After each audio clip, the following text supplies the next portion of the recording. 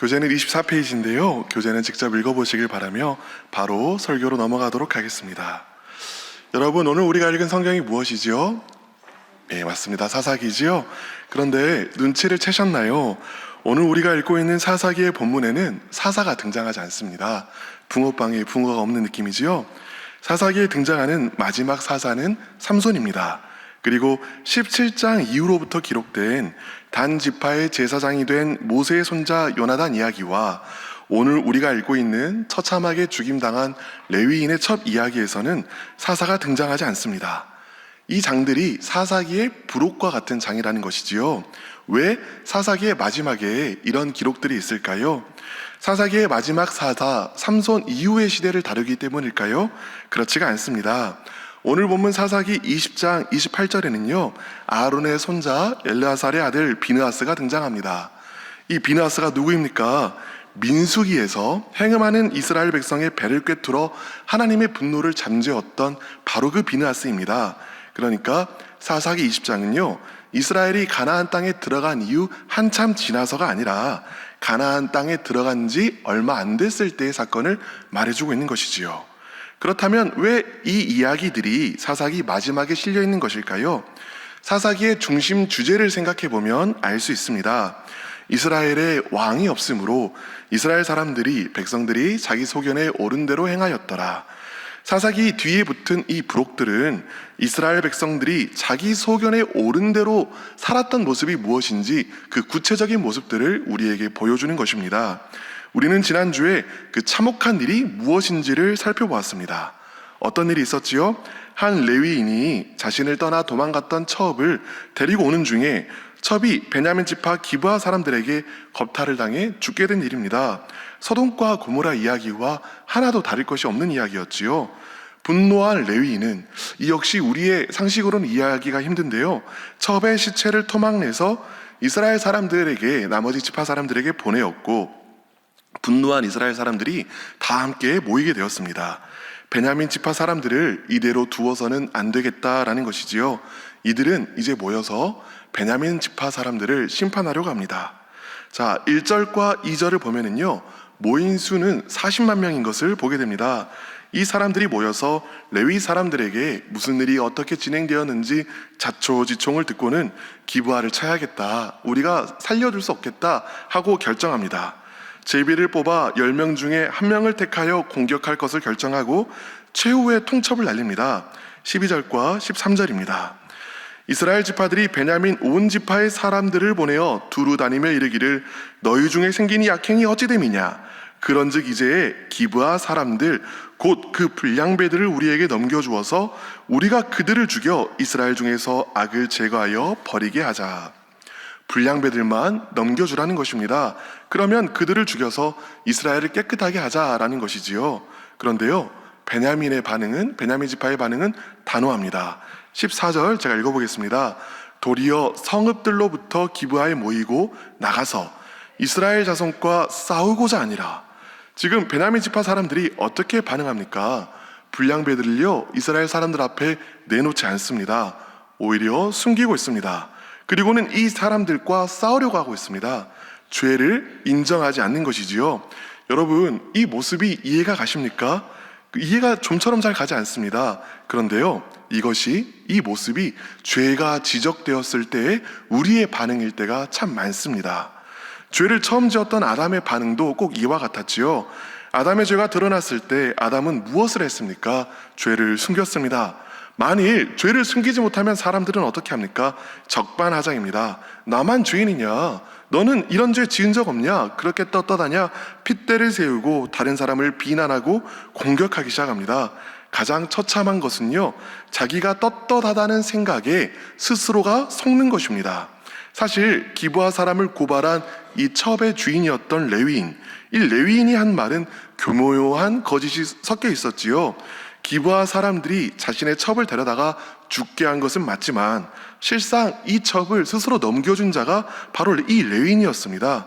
그러나 레위인은 어느새 자신은 세상 가장 의로운 사람으로 포장하고 자신의 악한 점은 교묘히 숨깁니다. 이토록 우리의 기만과 우리의 고집은 지독한 것이지요.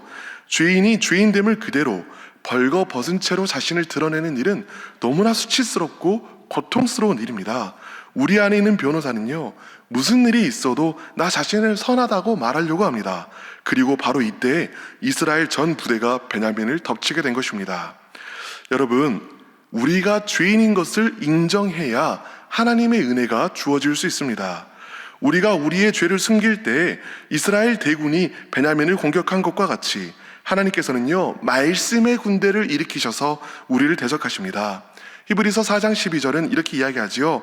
하나님의 말씀은 살아있고 활력이 있어 좌우의 날선 어떤 검보다도 예리하여 혼과 영과 및 관절과 골수를 찔러 쪼개기까지 하며 또 마음의 생각과 뜻을 판단하다니. 하나님의 말씀을 하나님의 검이다 라고 부릅니다. 어떤 검입니까? 우리의 영혼을 파헤치고 드러내는 검이어서 우리 안에 깊이 숨은 죄를 드러내는 것을 보여주는 말씀입니다. 감추고 싶고 숨고 싶은 우리를 말씀의 칼이 찢기고 벗겨 결국에 우리의 죄된 민낯을 있는 그대로 드러내게 한다는 것이지요. 이 즈음에서 우리는 묻게 됩니다. 왜 하나님께서 이렇게까지 하셔야 하는가? 왜 이토록 우리를 철저하게 낮추셔야만 하며 이다지도 아프게 우리의 부족함을 고백하도록 만드시는가? 말씀의 칼은요, 수술대의 칼과도 같습니다. 수술대의 칼이 아프다고 피하면 병은 정녕 고칠 수가 없게 되는 것이지요. 하나님의 말씀이 날카로운 것은 우리를 싸매기 위해서이며 또한 치료하기 위해서입니다. 하나님의 말씀이 우리를 낮추는 데에는 또 다른 중요한 이유가 있습니다. 바로 은혜가 은혜되게 하기 위해서입니다. 이토록 연약한 죄인인 내 모습을 스스로가 바로 알 때 이런 나를 사랑하시는 하나님의 사랑이 참으로 진정한 사랑임을 알게 됩니다.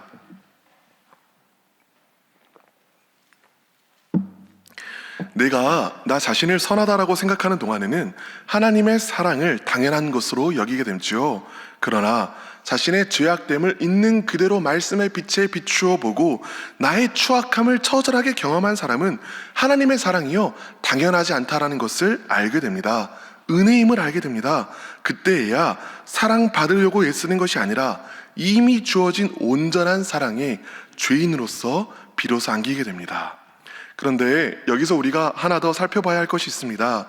하나님께서 내 잘못을 지적하시기 위하여 어떻게 하시냐는 것입니다.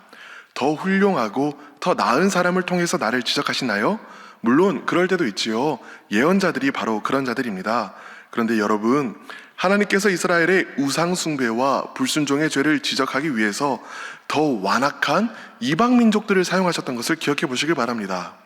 오늘 본문에서도 하나님께서는 베냐민 지파의 죄를 지적하기 위하여 그보다 하등 더 나을 것이 없는 다른 이스라엘 백성을 이용하셨습니다. 하나님께서는 내 부족함을 내 옆에 있는 가족을 통해서, 직장 동료를 통해서, 심지어는 같은 성도를 통해서도 지적하실 수 있습니다. 저 사람의 믿음이 연약할지라도, 심지어 저 사람이 하나님을 믿지 않는 사람이라 할지라도 하나님께서는 이 사람을 통해 나를 다듬으실 수 있는 능력의 하나님이신 것이지요. 그렇다면 누군가 내 죄를 들추었을 때, 내 죄를 지적할 때 어떻게 반응해야 할까요? 그 사람이 좋은 사람이든지 나쁜 사람이든지 상관없이 그 지적이 말씀에 비추어 옳은 지적이라면 그 지적에 포개져 있는 하나님의 손길을 느껴야 합니다. 우리를 향한 비난의 칼날에 더 큰 칼날로 갚아주려는 것이 우리의 마음이지요. 그러나 바울은 우리의 전쟁은 혈과 육에 대한 것이 아니라고 명확하게 말합니다. 나를 비난하는 저 사람과 혈과 육을 가지고 싸우는 것이 무용하다라는 것입니다. 그럼 어떻게 해야 할까요? 저 사람을 바라보는 것이 아니라 그 너머에 있는 하나님의 손길을 바라보며 회개할 수 있어야 합니다. 그처럼 죄를 변명하지 않고 도리어 인정하고 회개하면 하나님께서요 반드시 싸매 주십니다. 치유하여 주십니다. 내 죄를 변명하려는 마음을 포기하고 그저 예수 그리스도와 함께 죽으면 아무런 변명 없이 십자가에서 돌아가셨던 바로 그 예수 그리스도께서 내 안에서 나타나십니다. 오늘 나를 힘들게 하시는 분이 있으신가요? 그 사람의 비난 속에서 내 잘못을 찾아 겸허히 인정하는 하루를 보내보시길 바랍니다. 거기에서부터 하나님께서 주시는 화해와 회복이 시작될 것입니다. 첫 번째 기도 제목입니다. 죄가 드러났을 때 인정하고 회개할 수 있는 용기를 주소서. 죄가 드러났을 때에 인정하고 회개할 수 있는 용기를 주소서. 15절을 보면 안타깝게도 베냐민 지파 사람들은 죄를 회개하지 않았고 26,700명을 모은 것을 보게 됩니다. 이 중에 700명은 돌을 매우 잘 던지는, 그러니까 정예군이었다는 것이죠. 다시 말하지만 이스라엘 백성은 40만 명입니다. 14.9배, 대략 15배의 병력 차이가 납니다.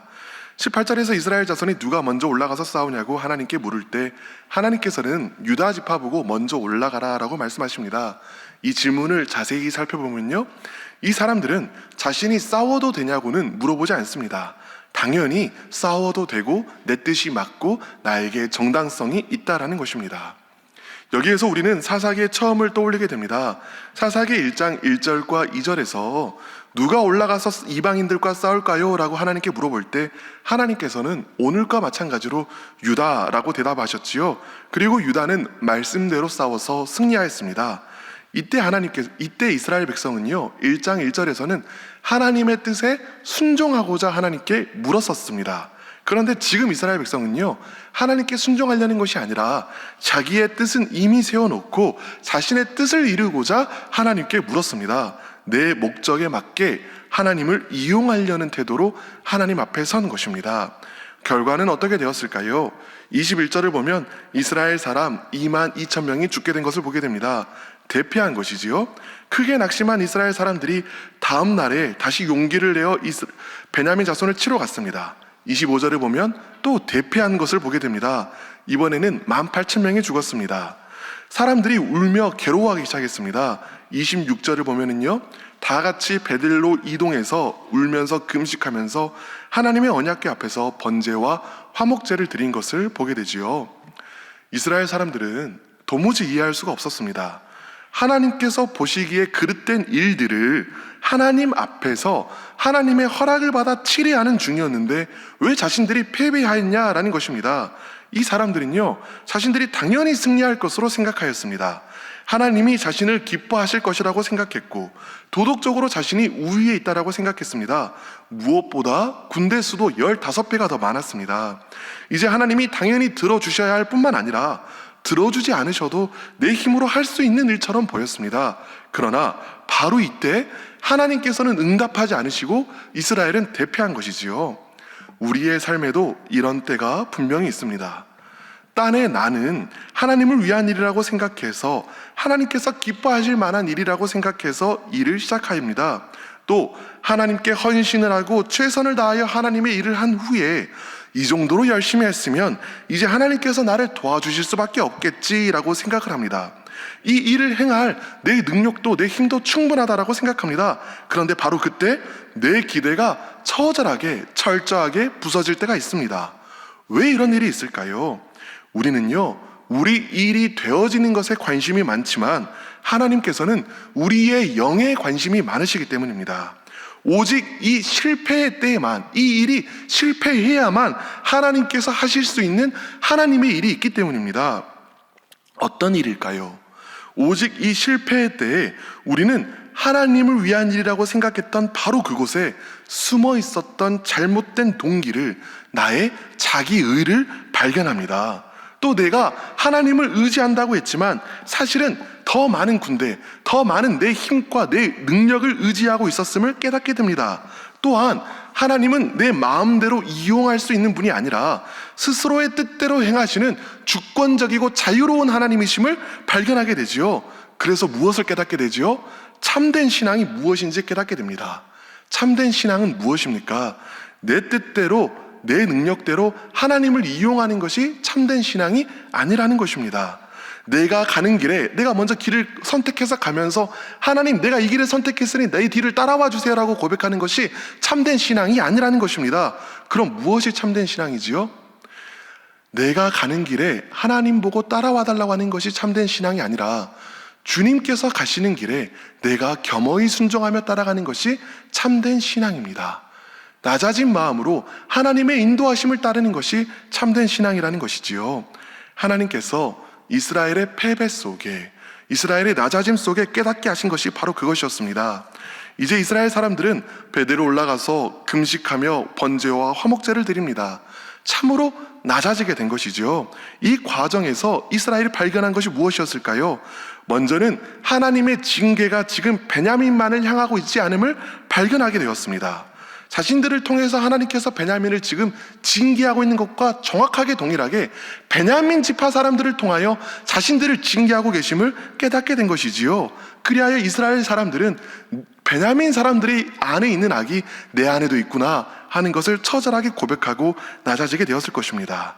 나는 저들보다 우월하다는 자기 의를 휴지 조각처럼 여기고 버렸을 것입니다. 뿐만 아니라 자신들에게 15배가 넘는 군대가 있어도 하나님의 도우심이 없다면 승리할 수 없음을 처절하게 깨닫게 되었습니다. 내 자신의 힘과 능력을 의지하는 마음을 초계처럼 버리게 된 것이지요. 무엇보다도 하나님께서 주권의 하나님이신 것과 우리가 하나님을 이용할 뿐이 아니라 순종해야 할 분임을 배우게 되었습니다. 처음으로 전쟁에 나갔던 18절에서는요, 누가 먼저 베냐민을 칠까요? 하고 물어보았지요.